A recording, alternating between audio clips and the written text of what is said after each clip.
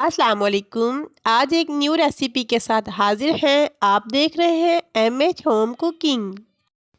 आज मैं आपके लिए एक बहुत ही ज़बरदस्त रेसिपी लेकर आई हूँ जो कि है मटन यखनी।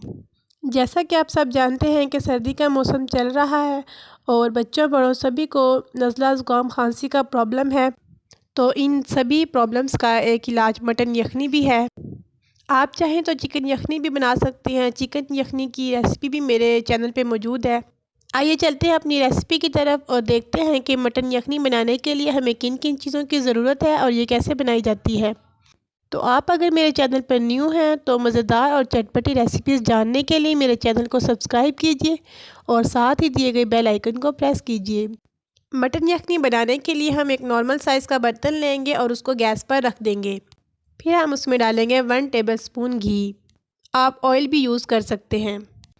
घी को हम गरम करेंगे और जब घी गरम हो जाएगा तो फिर हम इसमें डालेंगे 1 टेबलस्पून जिंजर गार्लिक पेस्ट और एक छोटी कटी हुई प्याज। इन सभी चीज़ों को डालकर हम हल्का सा फ्राई करेंगे। जब ये फ्राई हो जाएंगे तो फिर हम इसमें डाल देंगे आधा किलो मटन। अब यहाँ पर हम मटन को फ्राई करेंगे। फ्लेम अभी हाई रहेगा। हाई फ्लेम पे हम मटन को 3 से 4 मिनट तक फ्राई करेंगे। मटन फ्राई करने के बाद हम इसमें थोड़ा सा पानी डाल देंगे। मटन फ्राई हो जाएगा तो फिर हम इसमें डाल देंगे खड़ा गरम मसाला। गरम मसाले के साथ ही हम इसमें तेज़पात भी डाल देंगे।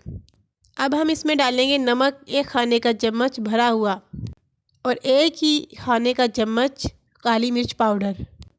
इसके साथ ही आधा खाने का चम्मच हल्दी पाउडर भी डाल देंगे। इन सभी चीज़ों को अच्छी तरह से मिक्स कर लेंगे और हाई फ्लेम पे इनको थोड़ा सा भून लेंगे। इस दौरान अगर हमें पानी की ज़रूरत होगी तो हम थोड़ा सा पानी भी इसमें ऐड कर देंगे ताकि मसाला अच्छी तरह से भून जाए और जले ना। मसाला अच्छी तरह से भून चुका है। अब हम इसमें डाल देंगे तकरीबन 4 लीटर पानी। ये बात याद रहे कि यखनी बनाने के लिए जब आप मटन लेंगे तो हड्डी वाला लेंगे, क्योंकि बोन वाला जो मीट होता है, चाहे वो चिकन हो, बीफ हो या मटन हो, उसकी यखनी बहुत ताकतवर होती है। 4 लीटर पानी डालने के बाद हम फ्लेम को हाई रखेंगे और इसको उतनी देर तक पकाएंगे जब तक पानी में बबल्स बनना शुरू ना हो जाएं। जब बबल्स बनना शुरू हो जाएंगे तो फिर हम कर देंगे फ्लेम को लो और वेरी लो, और लो फ्लेम पे हम इसको तकरीबन 3 से 4 घंटे तक पकने देंगे ताकि हड्डियों में मौजूद तमाम जूसेस यखनी में शामिल हो जाएं।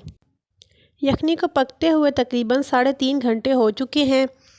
इतना ज़्यादा पकने से गोश्त हड्डी से अलहदा हो जाता है, तो जो बोटियां अलग हो जाएं, कांटे की मदद से उनके रेशे बना लें और वापस यखनी में डाल दें। जब यखनी तैयार हो जाए तो फिर हम 3 टेबलस्पून कॉर्नफ्लोर को थोड़े से पानी में मिक्स करेंगे और इस यखनी में ऐड कर देंगे। इसके साथ ही हम इसमें 1 टेबलस्पून चिकन पाउडर थोड़े से पानी में मिक्स करके इसमें डाल देंगे। यहाँ पर हम टेस्ट भी चेक कर लेंगे। अगर हमें नमक या काली मिर्च का फ्लेवर कम लगेगा तो हम मज़ीद ऐड कर देंगे। यखनी में कॉर्नफ्लोर डालने के बाद तकरीबन 5 से 7 मिनट तक मज़ीद पकाएंगे। लीजिए, मज़ेदार मटन यखनी तैयार है। गरम गरम सर्व करें।